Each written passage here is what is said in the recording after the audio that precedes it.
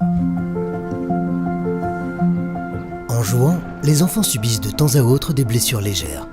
Ainsi, environ 9200 enfants ou jeunes jusqu'à 16 ans se blessent chaque année sur des aires de jeux publiques ou privées. La sécurité de ces installations dépend dans une large mesure de leur entretien et de leur maintenance par leurs exploitants. Premièrement, le contrôle après la réalisation. Le BPA recommande d'élaborer un concept de sécurité et d'entretien dès la phase de planification d'une aire de jeu. Une personne compétente devrait procéder selon la norme applicable à un contrôle de l'aire de jeu une fois celle-ci terminée. Deuxièmement, le contrôle visuel de routine. Il sert à identifier les dangers manifestes qui peuvent résulter de l'utilisation normale des équipements, d'actes de vandalisme ou des intempéries. Il peut par exemple s'agir d'objets se trouvant dans l'espace de chute ou de bouteilles brisées. Ce contrôle devrait avoir lieu une fois par semaine, voire quotidiennement. Troisièmement, le contrôle fonctionnel.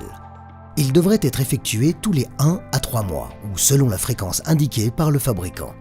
Il s'agit d'un contrôle plus approfondi du fonctionnement et de la stabilité des équipements.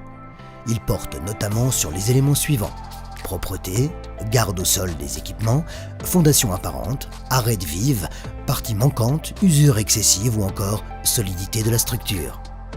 Quatrièmement, le contrôle principal annuel. Il sert à s'assurer du niveau de sécurité générale des équipements, des fondations et des surfaces de jeu.